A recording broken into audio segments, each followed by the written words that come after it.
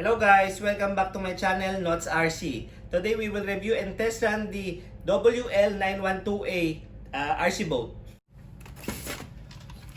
2.4 GHz remote control with low battery return function, 100 meter control distance, with 2 steering trims and throttle trim dual rate. This one, 4 pieces AA. 4 pieces AA. And then the accessories, we have the boat stand, 4 accessories, boat stand. And then we have USB cable charger, tool set with spare props, spare propeller. And then 7.4 volts Lion battery, 1500 milliamp, 15C rating battery. So reviews for the boat. We will review for the boat. As you see, this one is very long.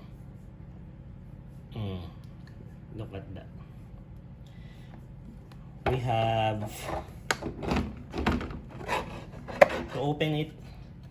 Click only. As you see inside the boat, water cooling system with brush servo. This one, brush servo. And then we have the 390 brushless motor, 35 km/h speed, with mini Tamiya plug. This one, plug, mini Tamiya plug. And this one has an self-lightening. Bumabaliktad siya kapag ka bumaliktad. Pwede siya mag self-lightening, babaliktad. And then we have the manual guide. Manual guide, we have the manual guide, English and Chinese manual guide.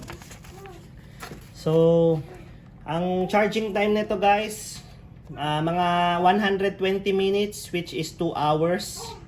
Ang run time niya is 7 to 10 minutes, yung playing time niya, 7 to 10 minutes or hanggang 12 minutes. Depende pag full charge yung battery mo.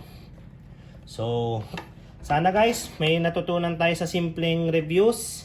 Kung nagustuhan po natin ang video, please like and subscribe po sa ating channel, nots'rc. Maraming salamat po.